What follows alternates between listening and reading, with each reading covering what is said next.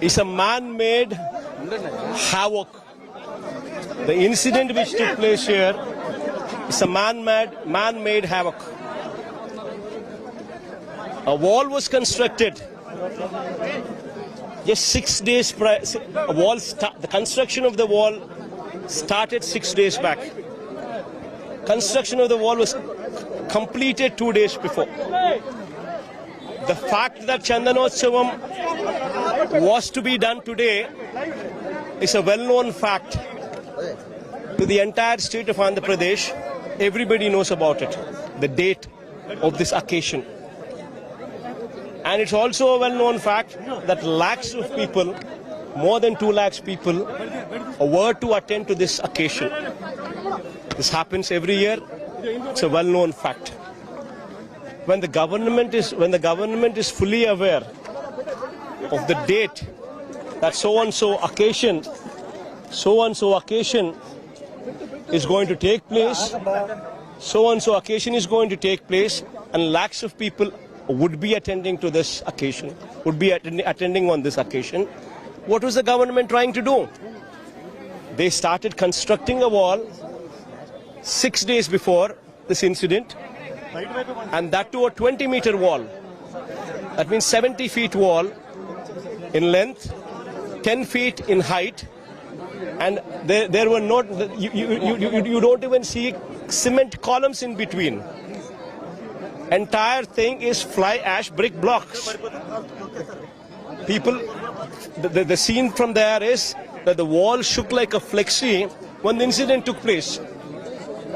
And when this wall, how did they authorize the construction of this wall? What were the ministers doing? A team of ministers who were constituted to supervise the occasion. What were they doing? Tenders were also not called for the construction of this wall. You should have actually gone in for a reinforced concrete wall with weep holes.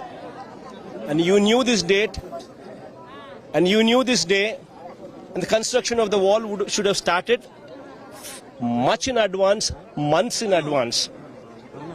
But then you constructed the wall just 6 days before, completed it 2 days before, knew very well that during the Chandanotsavam, every year, during this occasion, you would have rains.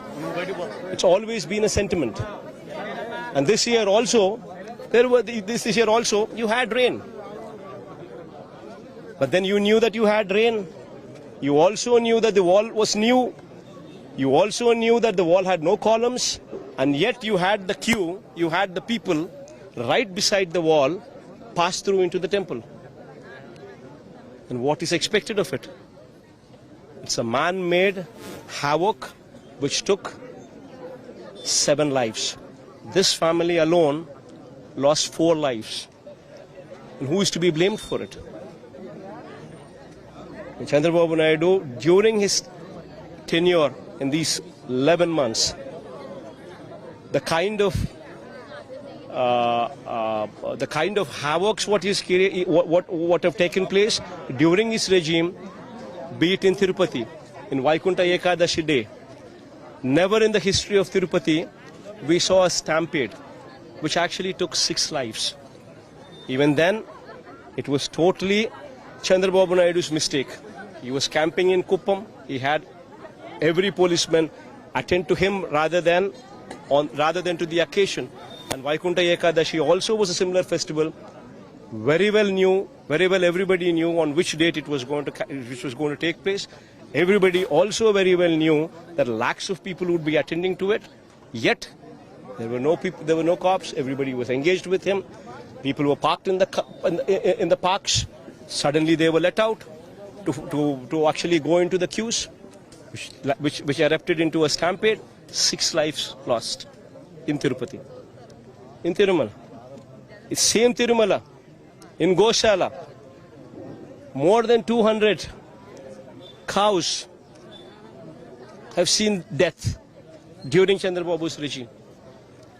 Sri Kurmam temple in Srikakulam, more than 15 turtles died during Chandrababu's regime. And even now, today, in Vizag, Simhachalam temple, more than 7 deaths because of this war, because of this havoc, which man-made havoc which is created through this wall. During this regime itself, Lord Venkateshwara Swami's reputation was brought down by this Chandrababu Naidu, circulating fake news on Laddu. All this during the course of these 12 months. During the course of this, even in Simhachalam, also in Vizag now, this is the first time something like this took place in the history of this temple. All thanks to this man Chandrababu Naidu. This man should actually go jump in a well. So do you think state government given priority to VIP protocol? VIP protocol instead of the general public? In Chandrababu's regime, a common man is ill-treated. Common man plight is never listened to.